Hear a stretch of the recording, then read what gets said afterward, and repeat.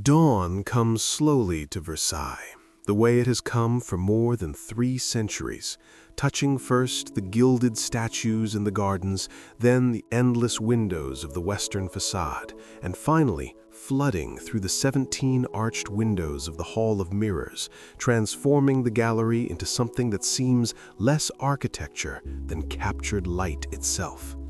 The morning sun strikes 357 mirrors arranged along the opposite wall, and suddenly the space multiplies, infinity suggested by reflection, the gallery seeming to extend forever in both directions, a corridor not just through space, but through time, through history, through the accumulated weight of ceremonies and secrets that these walls have witnessed. Stand in the Hall of Mirrors at this quiet hour, before the tourists arrive, before the organized groups and the audio guides and the shuffle of millions of feet that cross these parquet floors each year, and you can almost hear the whisper of silk gowns, the click of jeweled shoes, the murmur of courtiers jockeying for position, the rustle of conspiracy and ambition that once filled this space like perfume.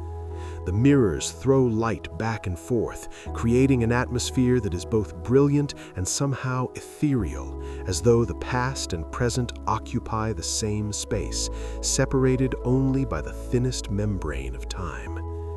This is the public face of Versailles, the Hall of Mirrors, the supreme achievement of French Baroque architecture, the room designed to awe and intimidate, to demonstrate beyond any doubt that the king who built it commanded resources beyond ordinary comprehension, that France under Louis XIV had achieved a pinnacle of civilization that could never be matched, only imitated. It is 73 meters long, 10 meters wide, 12 meters high, and every centimeter of it speaks of power, of wealth, of absolute authority made visible in marble and gold and gleaming glass. But there is another Versailles, one that most visitors never see, one that exists in the shadows behind the splendor. Hidden within the walls, concealed behind panels and mirrors, tucked into unexpected corners and threading through the palace like veins through a body, is a network of secret passages, private staircases, concealed corridors that allowed the king and his intimates to move through the palace unseen, to escape the relentless public performance that court life demanded, to conduct business and pleasure away from the 1,000 watching eyes that tracked every royal movement. These passages tell a different story about Versailles, about power that depends not just on spectacle, but on secrets, about an absolute monarch who was simultaneously the most visible man in France and someone who needed to hide, who created the most public palace in history while ensuring he had ways to be private. The duality is perfect, the contradiction revealing. Versailles is both theater and labyrinth, both stage and backstage, both the place where everything is seen and the place where nothing is quite what it appears. To understand Versailles is to understand both the Hall of Mirrors and the hidden passages, both the performance and the reality behind it, both the sun that Louis XIV styled himself after and the shadows that even the Sun King could not escape. The story begins not with construction, but with trauma, with a king who learned as a child that palaces could be prisons, that mobs could invade royal spaces, that safety and authority required not just power, but control, absolute and unquestionable control over every person, every space, every aspect of governance and life. Louis XIV was born in 1638, heir to a throne and a kingdom that was anything but secure. France was embroiled in the 30 Years' War, the royal treasury was depleted, the nobility was restless, chafing under royal authority, remembering their own power and looking for opportunities to reclaim it. When Louis was 9 years old, the aristocratic rebellion known as the Fronde erupted. It was civil war, though the term was not officially used, and it was terrifying for the young king. Paris turned hostile. Mobs surrounded the royal palace. Louis and his mother, Anne of Austria, fled Paris in the middle of the night, escaping through dark streets to refuge in Saint-Germain-en-Laye, sleeping in poorly furnished rooms, reduced to something approaching poverty, while aristocrats battled for control of the kingdom in their name. The humiliation, the fear, the sense of vulnerability, these left marks on Louis that would shape the rest of his life and the palace he would create. When the Fronde finally ended and Louis returned to Paris, he was changed. He had learned that being king meant nothing if you could not enforce that authority, that palaces in cities were vulnerable, that nobles with their own power bases and private armies with threats, that to truly rule required creating a system where the king was not just politically supreme, but practically omnipresent, where every aristocrat was dependent on royal favor, where resistance was not just impossible, but unthinkable. This lesson would take decades to implement, but its clearest expression would be a palace in the countryside, far from the dangerous mobs of Paris, grand enough to house the entire court, designed to keep the nobility close, dependent, controlled. Versailles. The choice of location was practical and symbolic. About 20 kilometers southwest of Paris, there was a small chateau that Louis XIII, Louis XIV's father, had built as a hunting lodge. It sat in relatively undistinguished countryside, on swampy ground with no particular advantages, but it was far enough from Paris to be defensible, close enough to remain connected to the capital, and, perhaps most importantly, it was royal property. A blank canvas on which Louis XIV could impose his vision without having to negotiate with or accommodate existing structures or powers. What Versailles became would be entirely his creation, an expression of his will made material.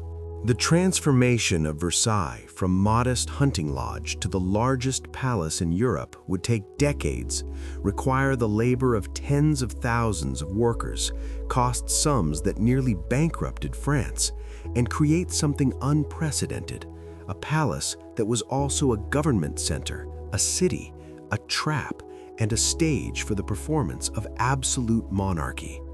But before any of that, there was simply a vision, Louis XIV's dream of a place where he would be not just king, but sun, the center around which everything and everyone would orbit, a place designed to demonstrate that royal power was not just political convenience, but natural law.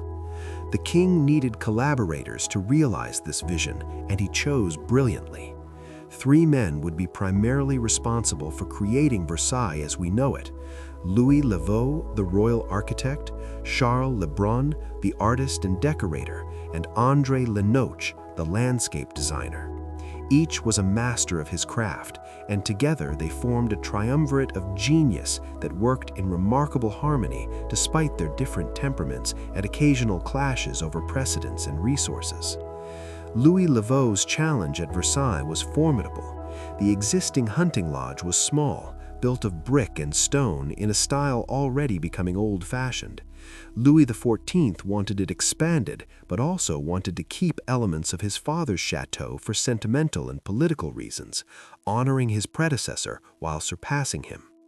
Lavaux's solution was to envelop the old chateau in new construction, creating 3 wings that projected forward from the original building, and closing a marble courtyard, the Cour des Marbres, that preserved the old facade while showcasing the new.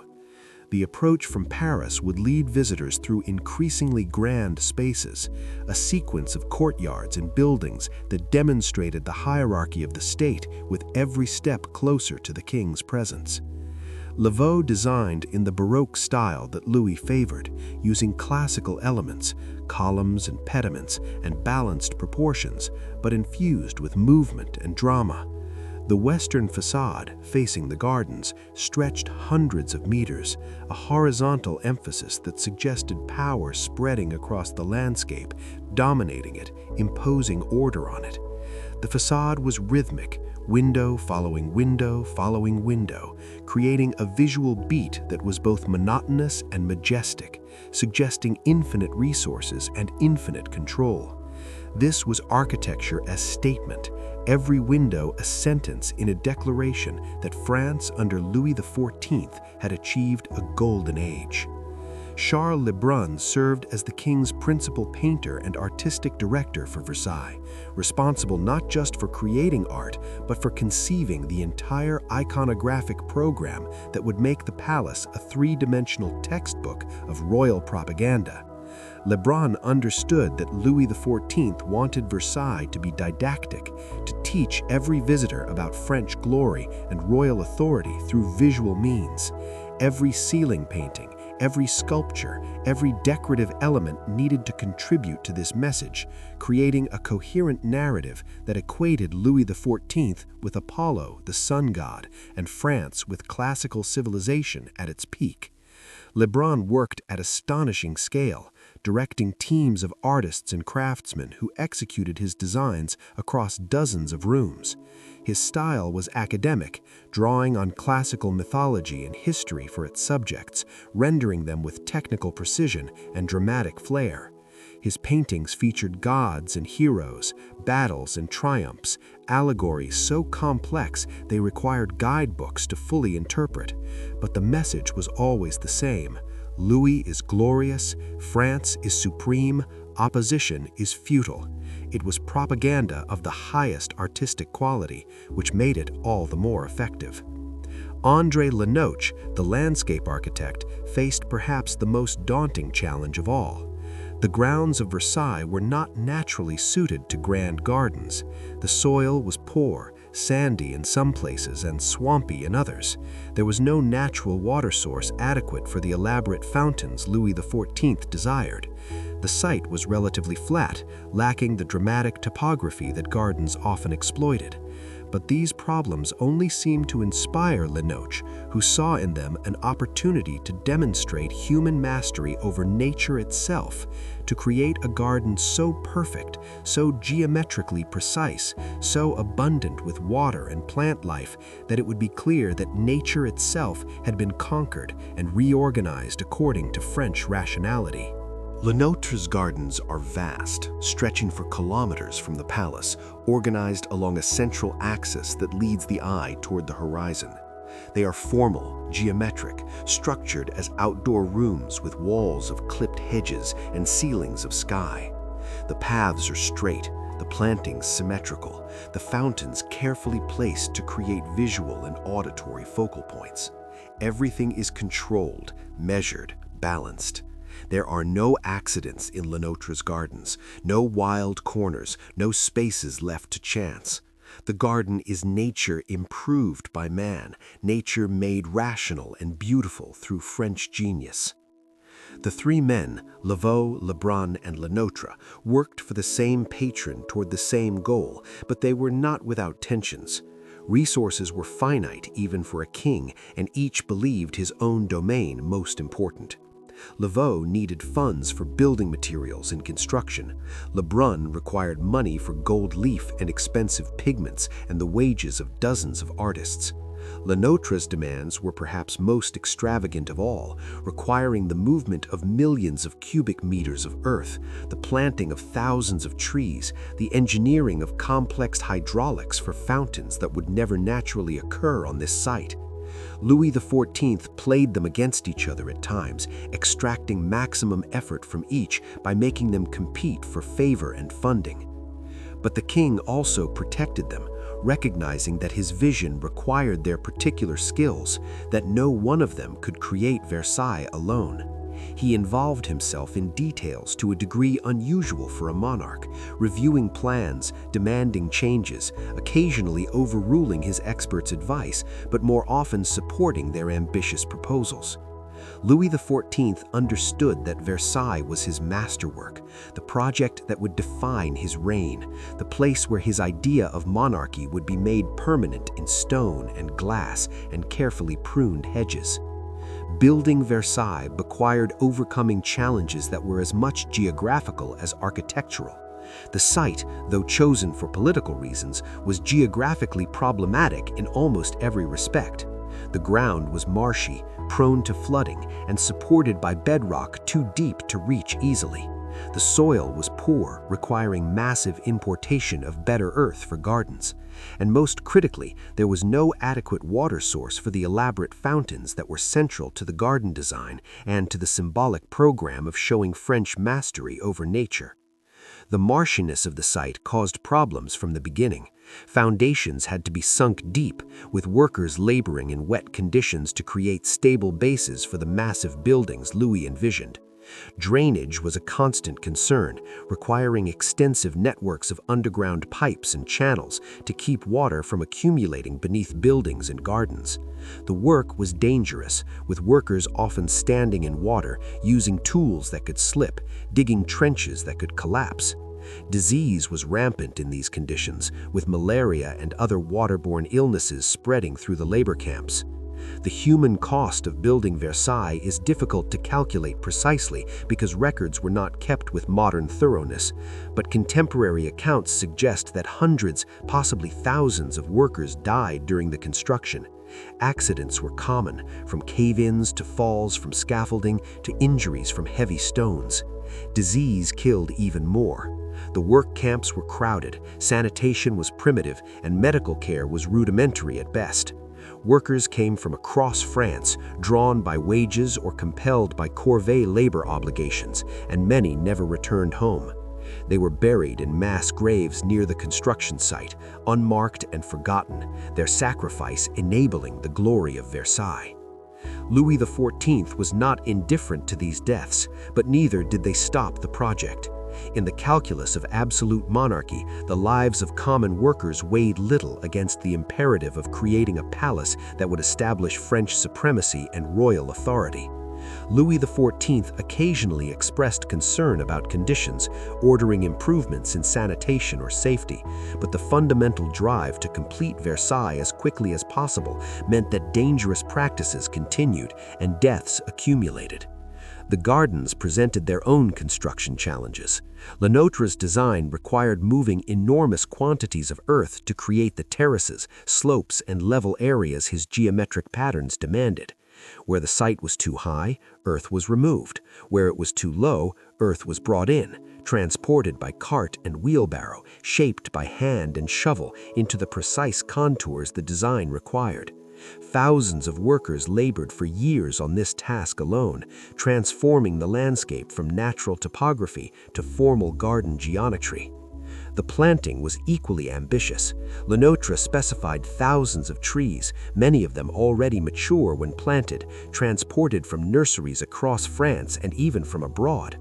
Moving a mature tree required careful excavation, transport in special carts, and replanting with support structures to hold it until roots re-established. Many trees died despite these precautions, requiring replacement, an ongoing process that continues at Versailles to this day, as old trees die and new ones are planted to maintain Lenotre's original design. But the most formidable challenge was water. Lenotre's design included dozens of fountains, from small jets to spectacular displays like the Basin of Apollo with its gilded sculpture of the sun god rising from the water in his chariot. These fountains were not merely decorative, they were demonstrations of power, showing that even something as fundamental as water could be commanded, made to leap and dance at royal command, abundant where nature provided scarcity. The symbolic importance was immense, which made the technical challenge of supplying adequate water pressure and volume all the more critical. The Versailles site had no natural water source capable of supplying the fountains. Local streams and springs were inadequate, and the water table was too deep to tap efficiently. The solution required engineering at a scale that rivaled the palace construction itself. Water would have to be brought from elsewhere, elevated, stored, and distributed through a system of pipes, reservoirs, and pumps that would allow the fountains to operate. The first solution was to dam a nearby stream and create artificial ponds that could serve as reservoirs. Water from these ponds was pumped to higher elevations using windmills, then stored in tanks from which it could flow by gravity to the fountains. This system worked, but was inadequate for the full fountain display Lenotre envisioned. More water was needed, from farther away, elevated higher, and distributed more efficiently. The ultimate solution was the Machine de Marly, a pumping station built on the Seine River at Bougival, about 10 kilometers from Versailles. This machine, completed in 1684, was one of the engineering marvels of its age, using the current of the Seine to power 14 water wheels, each one driving pumps that lifted water in stages up a hillside to an aqueduct that carried it to Versailles. The machine was enormous, loud, and required constant maintenance, but it provided enough water to make the full fountain display possible. Even with the Machine de Marly, water remained scarce enough that the fountains could not all run simultaneously. A system of fontainiers, fountain controllers, was developed, with workers stationed throughout the gardens who would turn fountains on as the king approached and off after he passed, conserving water while maintaining the illusion of abundance. Louis XIV himself knew this limitation, and it vexed him, a reminder that even with unlimited resources and absolute power, nature could not be completely conquered. He dreamed of diverting entire rivers to supply Versailles with limitless water, but these projects proved too expensive and technically challenging even for him. The construction of Versailles continued for decades, with different phases adding new wings, new apartments, new features. But the transformation of the site from swampy hunting lodge to palace complex was essentially complete by the 1680s, when Louis XIV made Versailles the official seat of the French government, moving his entire court from Paris to this elaborate stage he had created. The nobility, who had their own estates and their own power bases, found themselves required to attend court at Versailles if they wanted positions, pensions, or influence. It was a brilliant political move, gathering potential opposition into one place where the king could watch them, flatter them, and ultimately control them through a system of etiquette and favor so complex that navigating it required constant attention and presence. The court at Versailles numbered in the thousands when fully assembled. The royal family, high nobility, clergy, military officers, government officials, foreign ambassadors, and the vast army of servants, craftsmen, and support staff required to maintain such a concentration of wealth and power. Housing all these people required not just the main palace, but surrounding buildings, annexes, and the town of Versailles itself, which grew rapidly to accommodate the overflow. The palace became a city unto itself, with its own economy, its own social rules, its own peculiar logic that revolved entirely around proximity to the king. Louis XIV orchestrated court life with the same attention to detail he had applied to the palace's construction. Every aspect of the royal day was ritualized, from the lever, the morning rising ceremony, to the coucher, the evening retiring ceremony, with dozens of intermediate rituals marking meals, walks, prayers, and state business. Access to these rituals was carefully controlled, with different ranks of nobility permitted to witness different ceremonies. Being present at the lever was a high honor, helping the king dress an even higher one. The king used these rituals to distribute favor and withhold it, making his person into the ultimate prize, access to himself, the currency of court life. This system required that the king be constantly visible, always on display, performing monarchy from the moment he woke until the moment he slept. But it also created a problem. When could the king be private? When could he escape the performance, relax, conduct business that required confidentiality, pursue pleasures that might be undignified in public? The answer lay in architecture, in creating within the palace a parallel network of private spaces and secret passages that would allow Louis to be both everywhere and nowhere, both the public sun around which the court orbited and a private individual who could move through his palace unseen. This duality between public performance and private reality would shape the most famous room at Versailles, the Hall of Mirrors, and the hidden passages that surrounded and supported it. To understand the Hall of Mirrors requires understanding what came before it, the architectural evolution that led Louis XIV and his architects to create this extraordinary space in the very heart of the palace. In Lavau's original design for the expanded chateau, the western facade facing the gardens featured a large terrace on the first floor between the king's apartment to the south and the queen's apartment to the north. This terrace was open to the air, providing views over the gardens and a place where the court could gather for outdoor celebrations. It was pleasant but not particularly useful year-round, and it left a gap in the palace's enfilade, the sequence of interconnected rooms that allowed for grand processions and ceremonies. The terrace also meant that the king's and queen's apartments were not directly connected on the first floor, requiring detours through other spaces to move between them. By the late 1670s, Louis XIV had decided the terrace should be enclosed and transformed into a grand gallery, a single enormous room that would serve as the palace's ceremonial heart, a space grand enough for the most important state occasions, impressive enough to awe visitors, and symbolic enough to convey France's glory and the king's power in concentrated form. The commission went to Jules Hardouin Monsart, who had become the king's chief architect after Lavau's death in 1670. Hardouin Monsart was different from Lavau in temperament and approach. Where Lavau was inventive and sometimes unconventional, Monsart was disciplined and classical, favoring clear lines and harmonious proportions over Baroque exuberance. His solution for the gallery space was masterful, creating a room that was simultaneously grand and elegant, spectacular without being overwhelming, a space that enhanced rather than dominated the human figures within it.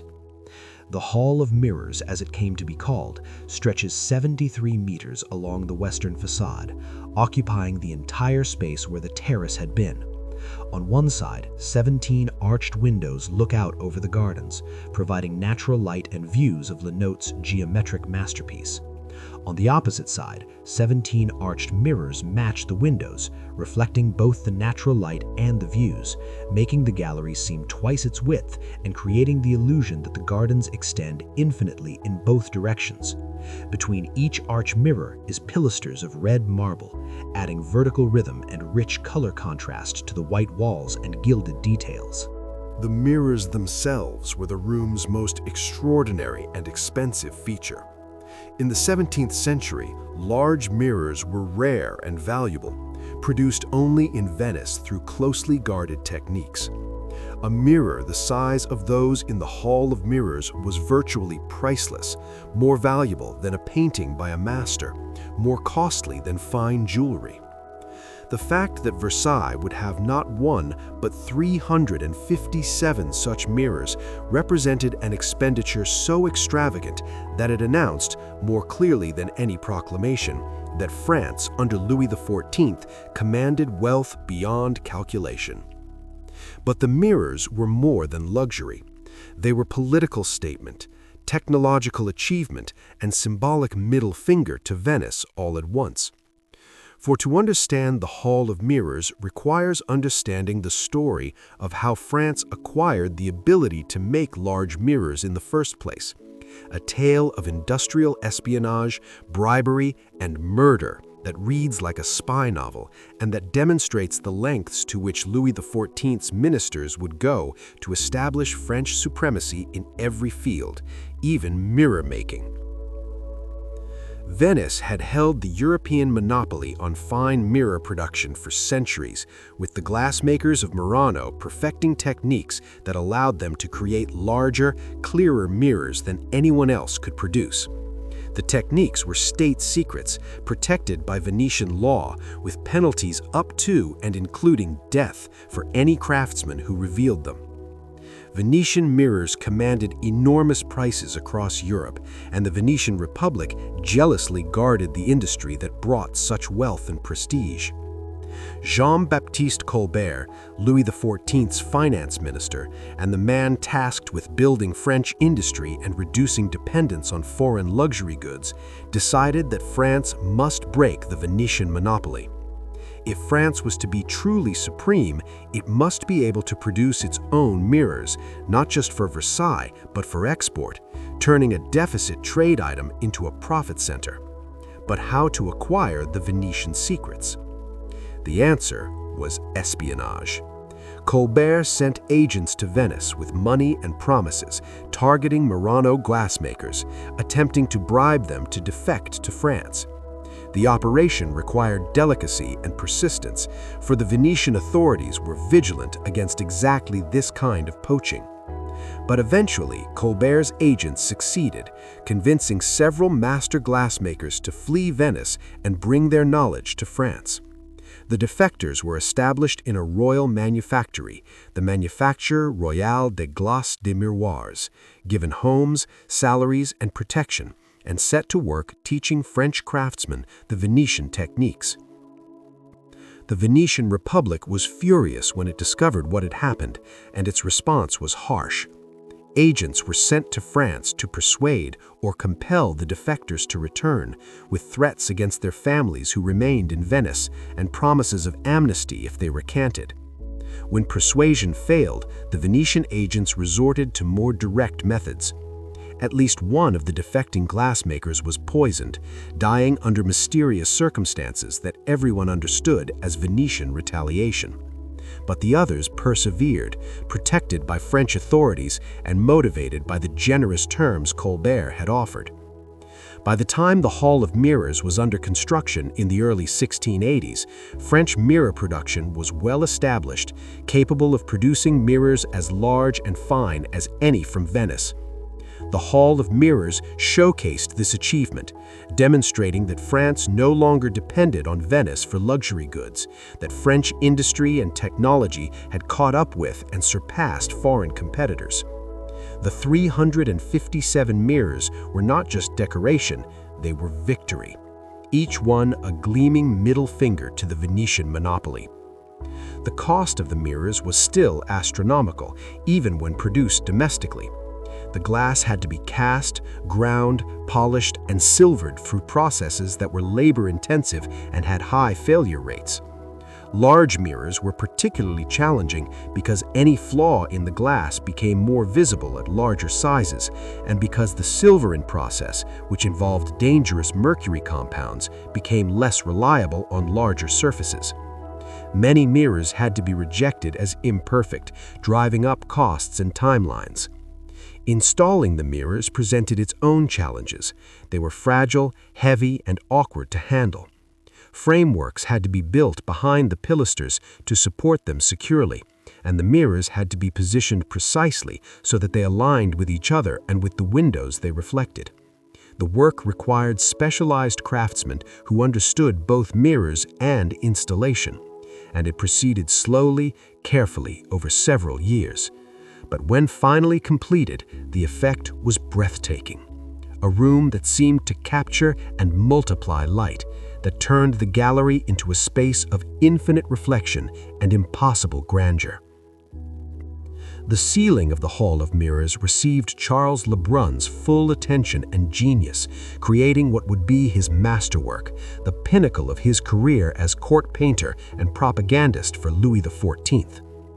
The ceiling is barrel-vaulted, stretching the full 73 meters of the gallery, and Lebrun covered every square meter with paintings that form a coherent narrative of Louis XIV's reign from 1661 to 1678, the period of the king's greatest military and political triumphs. The paintings are organized into 30 main scenes, each one depicting a specific event or achievement, surrounded by elaborate decorative borders featuring classical motifs, trophies of war, and allegorical figures. The central themes are military victory, wise governance, and the arts flourishing under royal patronage, all rendered in a style that combines historical representation with mythological allegory, showing Louis XIV simultaneously as a contemporary king and as a timeless hero in the tradition of Alexander the Great or Augustus Caesar. Lebrun used trompe-l'oeil techniques to make the flat ceiling appear three-dimensional, with painted architectural elements creating the illusion of depth and figures seemingly projecting into the space of the gallery. The perspective is calculated for viewers standing on the floor so that the foreshortened figures appear correctly proportioned when viewed from below.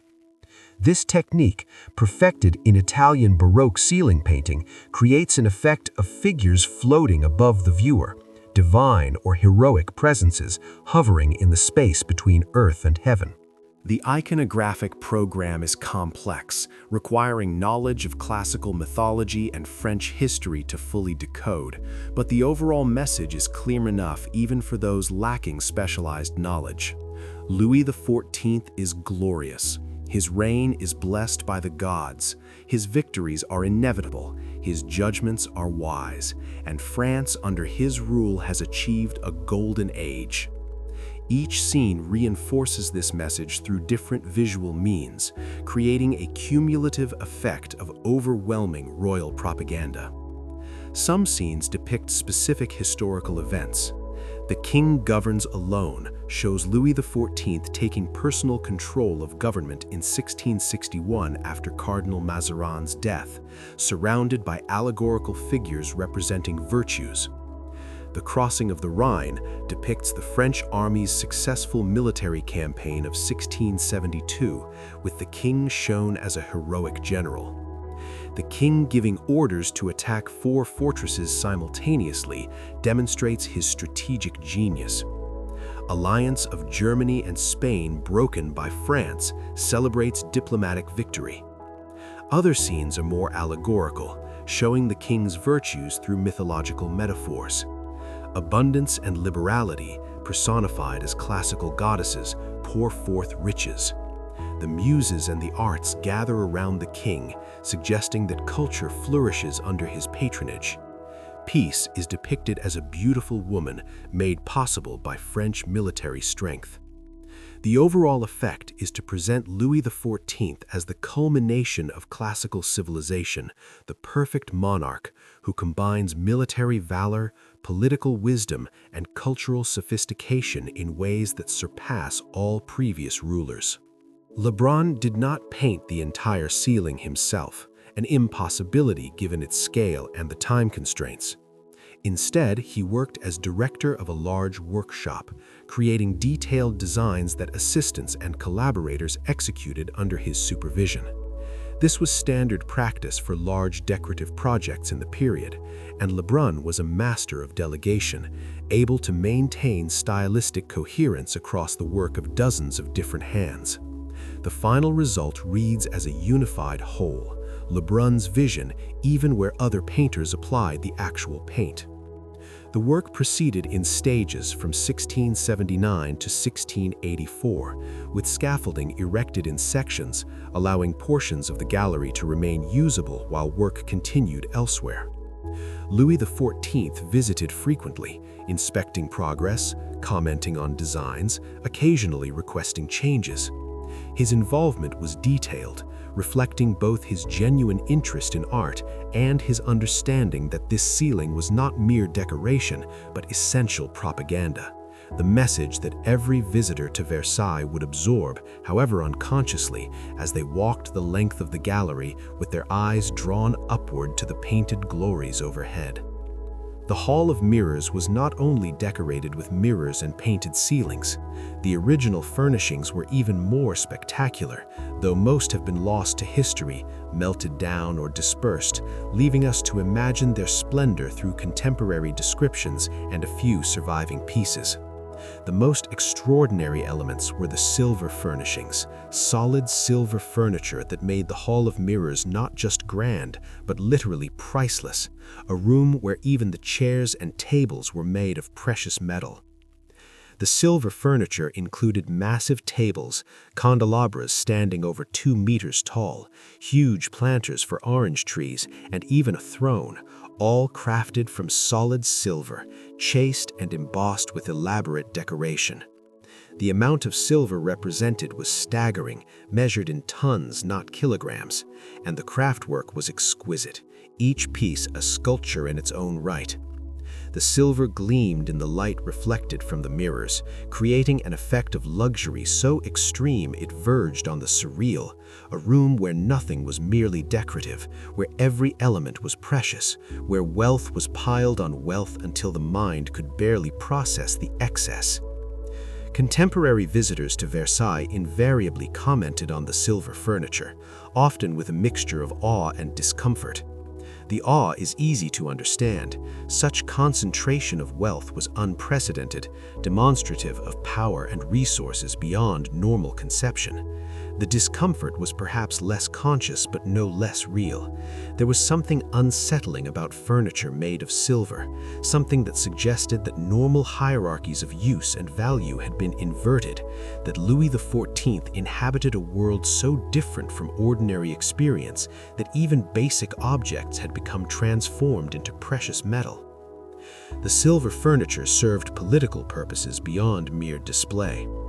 Foreign ambassadors receiving audiences in the Hall of Mirrors would walk past these silver marvels, would negotiate with their backs to silver tables, would see their reflections multiplied in mirrors framed by silver, and would return to their own courts with reports not just of French diplomacy, but of French wealth, of resources so vast that silver could be used for furniture, of a king who commanded such abundance that mere gold was insufficient for his palace's decoration. But the silver furniture's time was limited. In 1689, as France engaged in the War of the League of Augsburg, as military expenses mounted and the treasury emptied, Louis XIV made the painful decision to melt down the silver furniture to fund the war effort. It was a decision taken lightly. The furniture represented not just wealth, but prestige, a symbol of the golden age Louis had created. But necessity trumped symbolism, and the silver went to the mint, transformed from furniture back into coin and bullion that could pay soldiers and purchase supplies. What was lost can barely be imagined. Contemporary accounts suggest that the Hall of Mirrors with its silver furniture was one of the most spectacular interior spaces ever created, surpassing even the great churches of Europe in concentrated splendor. After the melting, the Hall of Mirrors was refurnished with more conventional pieces, still grand but not miraculous, still impressive but not overwhelming.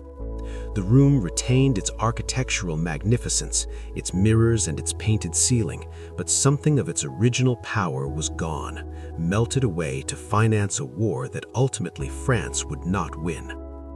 The Hall of Mirrors served as the setting for the most important ceremonies of court life, the space where Louis XIV received ambassadors, celebrated military victories, hosted royal weddings, and demonstrated through theatrical display the glory of France and the majesty of the monarchy.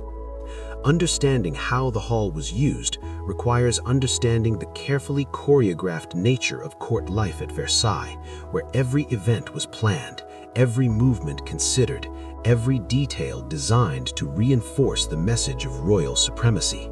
Ambassadorial receptions were among the most elaborate ceremonies, designed to impress foreign representatives and, through them, intimidate foreign powers.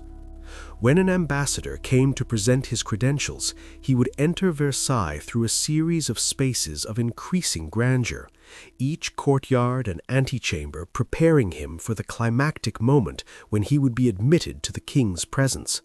The progression was deliberate, giving the ambassador time to absorb the palace's scale and luxury, to feel progressively smaller and less important as he advanced through spaces of increasing magnificence.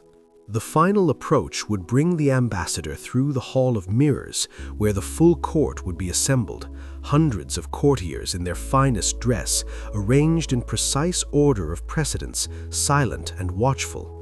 The ambassador would walk the length of the gallery, 73 meters that must have felt like kilometers, conscious of every eye upon him, aware that his bearing and demeanor were being judged, that any sign of intimidation or inadequacy would be noted and discussed.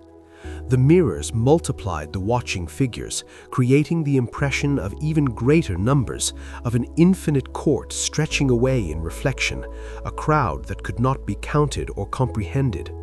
At the far end of the gallery, in the Salon of War, the king would be waiting, seated on his throne, elevated above the crowd, positioned to be backlit by windows so that his face was in shadow while he glowed with light. A deliberate staging that made him seem less human and more divine. The ambassador would approach, bow at prescribed intervals, present his letters of credence, and deliver his prepared speech. The king would respond, usually briefly, through formal words that conveyed little beyond acknowledgement. Then the ambassador would back away, never turning his back on the king, maintaining eye contact and proper posture while navigating backwards through the crowd, a difficult maneuver designed to test grace under pressure. These receptions served their purpose. Ambassadors returned to their own courts with reports of French magnificence, of a king who commanded resources and loyalty beyond what they had imagined possible. The Hall of Mirrors became famous across Europe, not just as a beautiful room, but as a demonstration of power, a space where architecture and ceremony combined to create experiences that were simultaneously aesthetic and political, that impressed the eye while impressing upon the mind France's supremacy. Royal weddings held in the Hall of Mirrors were equally elaborate, though the mood was celebratory rather than intimidating. The gallery could accommodate the entire court, allowing everyone to witness the ceremonies that bound royal families together and created alliances that would shape European politics for generations. The weddings combined sacred and secular elements, with religious ceremony followed by court celebration, music and dance, and elaborate feasting that would continue for days. The Hall of Mirrors served as the grand stage for these events, its mirrors reflecting the dancers and the candlelight, creating an atmosphere of almost magical festivity. But beneath the splendor and the ceremony, beneath the public performance that the Hall of Mirrors was designed to facilitate, lay the other Versailles, the hidden palace of secret passages and private spaces where the king could escape the relentless demands of being always on display. These passages tell a different story about life at Versailles, about power that required not just spectacle, but secrecy, about a monarch who was simultaneously the most visible man in France and someone who desperately needed to be invisible. The secret passages of Versailles were not afterthoughts or later additions. They were designed into the palace from the beginning, incorporated into the architecture as deliberately as the grand ceremonial spaces, though their existence was known to far fewer people. Louis XIV understood that absolute monarchy required him to be two people simultaneously, the public Sun King, radiant and available, performing monarchy through ritual and display, and the private Louis, who needed to rest, to work without ceremony, to pursue pleasures that might not fit the public image, to conduct business that required confidentiality. The architecture of Versailles reflects this duality. The palace has two circulation systems, one public and one private, that occupy the same physical space but remain largely separate. The public system consists of the great staircases, the enfilades of interconnected salons, the galleries and halls where courtiers moved and gathered. The private system consists of narrow staircases hidden behind walls, corridors that connect rooms without passing through public spaces, passages that allow movement through the palace unseen by the court. The king's apartments were particularly rich in secret passages, reflecting his need for private circulation. Behind the elaborate public rooms where Louis XIV held court, where he conducted the levee and coucher ceremonies, where he met with ministers and received petitioners, lay a network of smaller rooms and connecting passages that allowed him to enter and exit without using the ceremonial routes. These passages were narrow, utilitarian, lit by small windows or candles, entirely without the decoration that characterized public spaces. They were functional rather than beautiful, designed not to impress but to facilitate. One of the most important secret passages connected the king's apartments to his ministers' offices, allowing confidential meetings without the knowledge of the court. Political decision-making at Versailles was supposed to be transparent, or at least to appear transparent, with the king consulting his council in formal settings, deliberating openly. But reality was more complex. Louis XIV often made decisions in private consultation with trusted advisors, using the secret passages to bring them to his private study without alerting the rest of the court to their special access. The passages also facilitated the king's romantic liaisons, particularly earlier in his reign when he maintained relationships with official mistresses alongside his marriage. The most famous of these mistresses, Madame de Montespan, had apartments in the palace, and the secret passages allowed the king to visit her discreetly, maintaining the proprieties while pursuing the affair. Later, when the relationship soured and Montespan was replaced in the king's affections by others, the passages were reconfigured, providing access to new apartments for new favorites. The servants' passages were even more extensive, forming a complete parallel circulation system that allowed the thousands of people who supported court life to move through the palace without intruding on aristocratic spaces. These passages were unglamorous, narrow corridors with low ceilings, lit dimly, often uncomfortably hot in summer and cold in winter. Servants carrying food from kitchens to dining rooms, carrying chamber pots away from bedrooms, delivering firewood, removing trash, all moved through this hidden network, invisible to the courtiers whose comfortable lives their labor supported. The servants' passages revealed the vast gulf between the elegant life visible to visitors and the infrastructure required to support it. Versailles at its height housed 10,000 people, from the royal family to the lowest kitchen scullion. Feeding that many people required enormous kitchens, storerooms, delivery systems. The kitchens were located at some distance from the main palace, meaning food had to be transported through corridors and passages to reach dining rooms, a journey during which it would inevitably cool. Hot food at Versailles was thus a relative term, and the king's food arrived merely warm, despite the efforts of dozens of servants to deliver it quickly. Waste removal was an even more challenging logistical problem. With 10,000 people in residence, the quantities of human waste, food waste, and other refuse were enormous. Chamber pots had to be emptied, their contents carried away through the servants' passages to disposal areas. Trash had to be collected and removed. The work was constant, unglamorous, and essential, performed by servants who moved through their own passages, separate from the gilded world of the courtiers, maintaining the illusion of effortless luxury through hidden, exhausting labor. The secret passages and servants' corridors were not marked on most architectural plans of Versailles, and many remain little known even today, accessible only to restoration workers and scholars with special permission. They are literally the hidden history of the palace, the infrastructure that made court life possible, but that was deliberately concealed because acknowledging it would break the illusion that Versailles was a place of effortless elegance rather than a carefully managed machine requiring constant work to maintain. The passages witnessed countless intrigues, affairs, and political machinations. In a palace where everyone was watching everyone else, where position and favor depended on being seen with the right people and avoiding the wrong ones, the ability to move unseen was valuable beyond measure. Courtiers who knew of passages could conduct affairs without detection, hold secret meetings without triggering gossip, and avoid rivals without obvious snubs. The palace above ground operated according to strict rules of etiquette and precedence.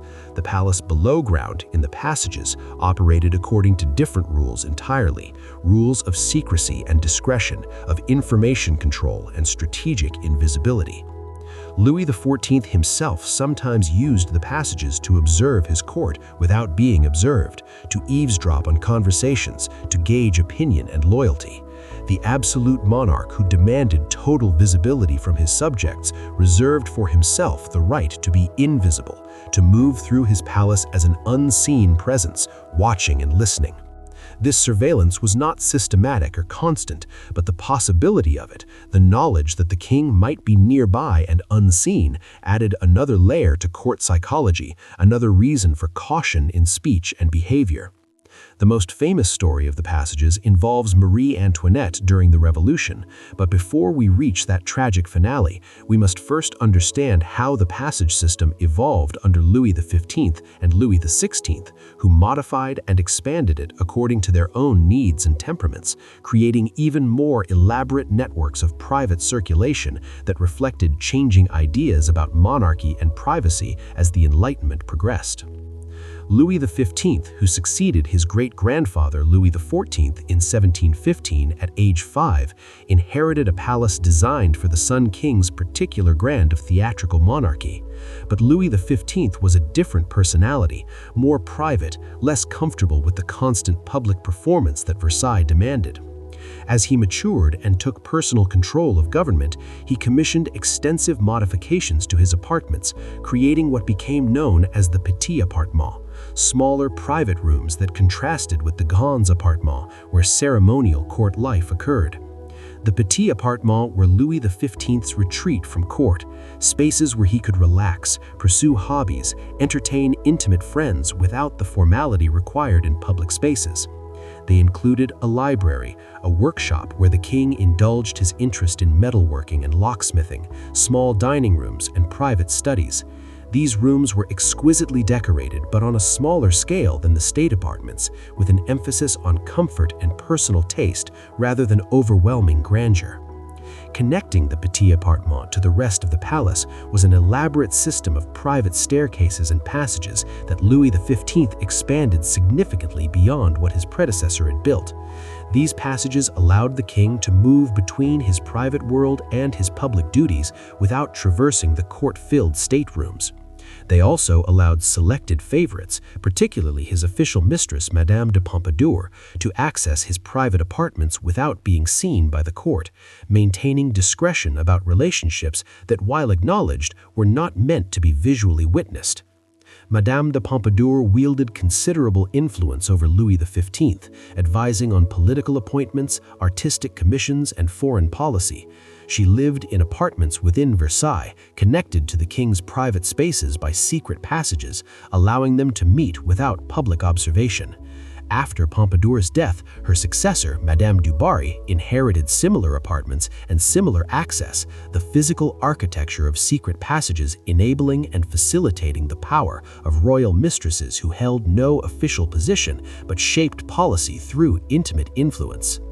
Louis XV also created a more extensive system of observation passages, narrow corridors built into the walls of state apartments where he could watch ceremonies and gatherings without being seen.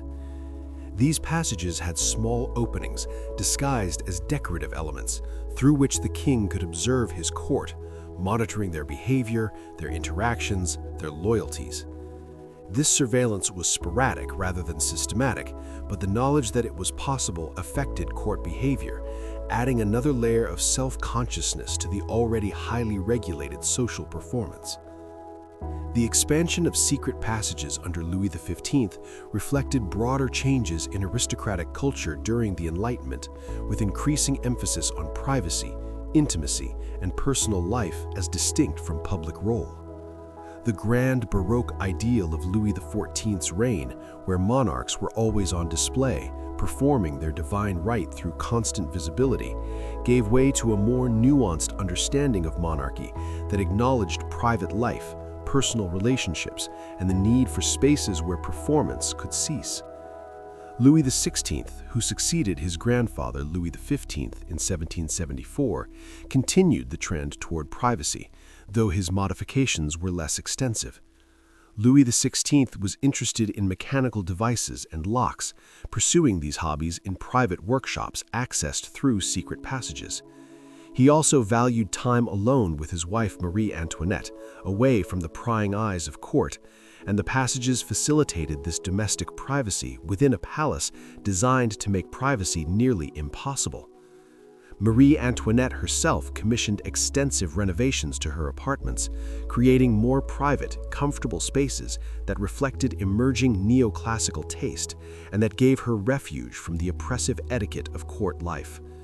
She created the Petit Trianon as a retreat from Versailles proper, but within the main palace she also had private rooms connected to passages to her public apartments, allowing her to escape the court without leaving the building.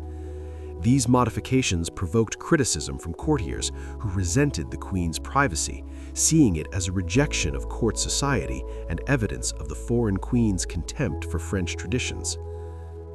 The passages that connected Marie Antoinette's apartments would become crucial during the harrowing events of October 6, 1789, when revolutionary crowds invaded Versailles seeking the royal family.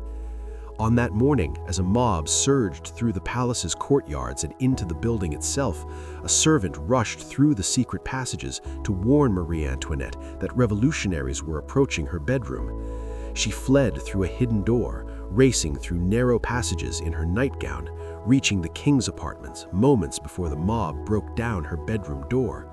The passage saved her life that morning, though it only delayed by a few years the tragedy that awaited the royal family. The invasion of October 6th marked the end of Versailles as a royal residence. The king and queen were forced to return to Paris, and the palace was abandoned, left to decay and looting. The secret passages fell silent, no longer carrying whispered conversations, romantic intrigues, or political conspiracies. The great machine of Versailles, which had required 10,000 people and countless secret movements to function, simply stopped, becoming a relic overnight, a monument to a form of monarchy that had ended. But the palace did not disappear. It transformed, finding new purposes that preserved the buildings as even the society that created them vanished. Napoleon briefly considered making Versailles an imperial residence, but decided it was too closely associated with the Bourbon monarchy he had displaced. Instead, the palace fell into neglect, its furniture sold or scattered, its art looted, its very survival uncertain. The salvation of Versailles came from an unexpected source: Louis Philippe, the citizen king who came to power after the Revolution of 1830. Louis Philippe was of royal blood, but had fought with revolutionary armies, embodying the complex relationship 19th century France maintained with its monarchical past. He decided to transform Versailles into a museum dedicated to all the glories of France, preserving the palace not as a residence, but as a historical monument, a place where French history could be displayed and studied. Louis Philippe's transformation required extensive restoration and modification. The state apartments were preserved and restored, but many other parts of the palace were subdivided and refitted as museum galleries. The secret passages were largely forgotten during this period, walled off or repurposed, their existence known only through architectural plans and fading memories. The focus was on the public Versailles, the ceremonial rooms and famous spaces, not on the hidden infrastructure that made court life possible.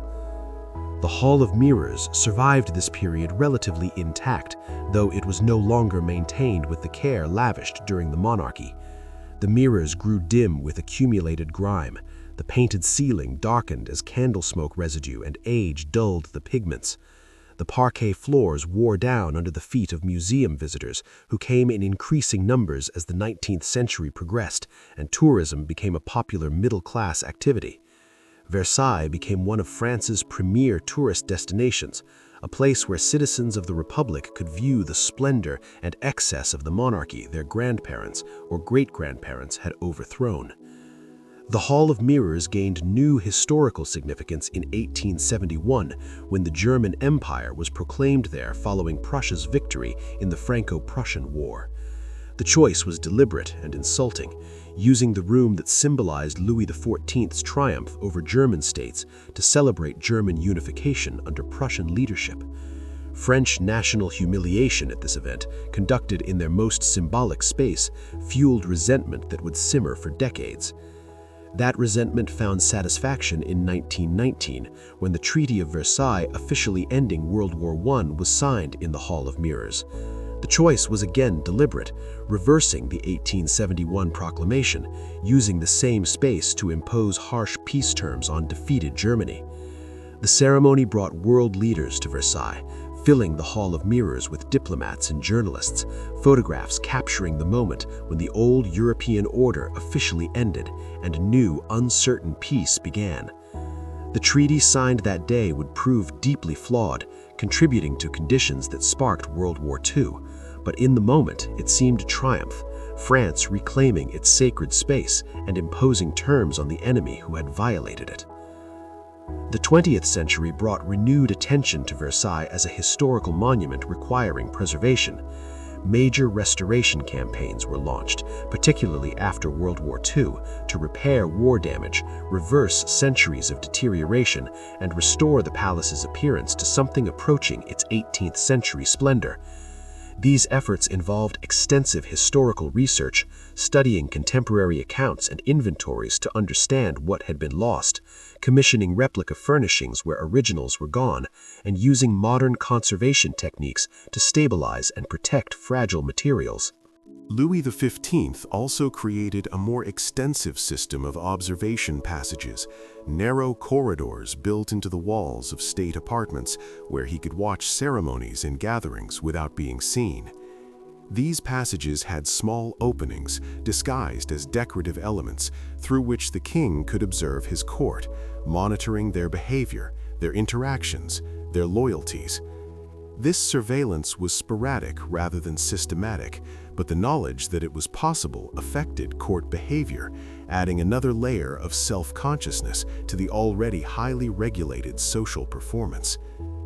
The expansion of secret passages under Louis XV reflected broader changes in aristocratic culture during the Enlightenment, with increasing emphasis on privacy, intimacy, and personal life as distinct from public role.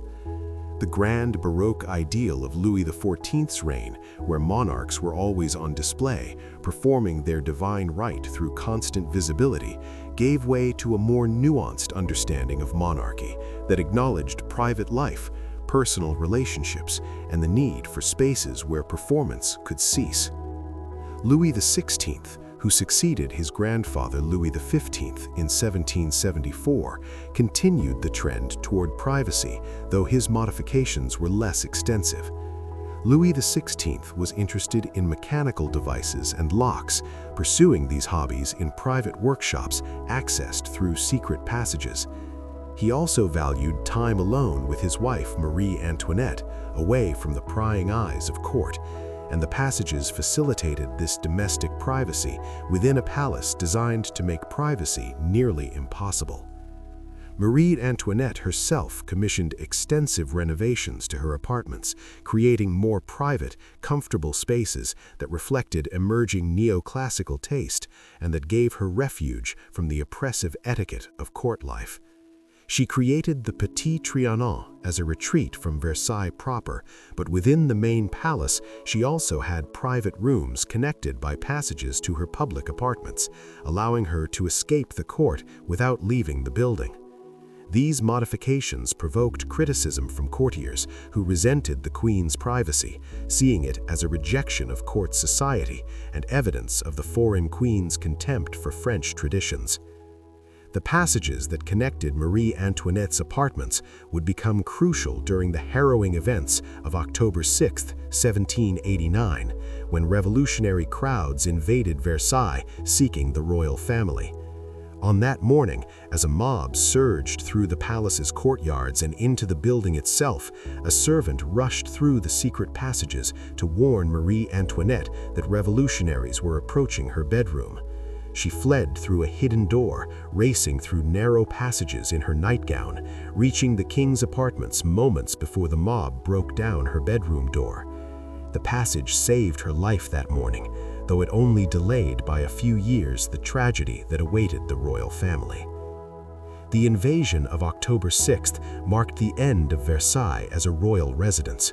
The king and queen were forced to return to Paris, and the palace was abandoned, left to decay and looting. The secret passages fell silent, no longer carrying whispered conversations, romantic intrigues, or political conspiracies. The great machine of Versailles, which had required 10,000 people and countless secret movements to function, simply stopped, becoming a relic overnight, a monument to a form of monarchy that had ended. But the palace did not disappear. It transformed, finding new purposes that preserved the buildings, even as the society that created them vanished. Napoleon briefly considered making Versailles an imperial residence, but decided it was too closely associated with the Bourbon monarchy he had displaced. Instead, the palace fell into neglect, its furniture sold or scattered, its art looted, its very survival uncertain. The salvation of Versailles came from an unexpected source: Louis Philippe, the citizen king who came to power after the Revolution of 1830. Louis Philippe was of royal blood but had fought with revolutionary armies, embodying the complex relationship 19th-century France maintained with its monarchical past. He decided to transform Versailles into a museum dedicated to all the glories of France, preserving the palace not as a residence but as a historical monument, a place where French history could be displayed and studied. Louis Philippe's transformation required extensive restoration and modification. The state apartments were preserved and restored, but many other parts of the palace were subdivided and refitted as museum galleries. The secret passages were largely forgotten during this period, walled off or repurposed, their existence known only through architectural plans and fading memories. The focus was on the public Versailles, the ceremonial rooms and famous spaces, not on the hidden infrastructure that had made court life possible. The Hall of Mirrors survived this period relatively intact, though it was no longer maintained with the care lavished during the monarchy. The mirrors grew dim with accumulated grime. The painted ceiling darkened as candle smoke residue and age dulled the pigments. The parquet floors wore down under the feet of museum visitors who came in increasing numbers as the 19th century progressed and tourism became a popular middle-class activity. Versailles became one of France's premier tourist destinations, a place where citizens of the Republic could view the splendor and excess of the monarchy their grandparents or great-grandparents had overthrown. The Hall of Mirrors gained new historical significance in 1871, when the German Empire was proclaimed there following Prussia's victory in the Franco-Prussian War. The choice was deliberate and insulting, using the room that symbolized Louis XIV's triumph over German states to celebrate German unification under Prussian leadership. French national humiliation at this event, conducted in their most symbolic space, fueled resentment that would simmer for decades. That resentment found satisfaction in 1919, when the Treaty of Versailles, officially ending World War I, was signed in the Hall of Mirrors. The choice was deliberate again, reversing the 1871 proclamation, using the same space to impose harsh peace terms on defeated Germany. The ceremony brought world leaders to Versailles, filling the Hall of Mirrors with diplomats and journalists, photographs capturing the moment when the old European order officially ended and a new, uncertain peace began. The treaty signed that day would prove deeply flawed, contributing to conditions that sparked World War II, but in the moment it seemed a triumph, France reclaiming its sacred space and imposing terms on the enemy who had violated it. The 20th century brought renewed attention to Versailles as a historical monument requiring preservation. Major restoration campaigns were launched, particularly after World War II, to repair war damage, reverse centuries of deterioration, and restore the palace's appearance to something approaching its 18th century splendor. These efforts involved extensive historical research, studying contemporary accounts and inventories to understand what was lost, commissioning replica furnishings where originals were gone, and using modern conservation techniques to stabilize and protect fragile materials.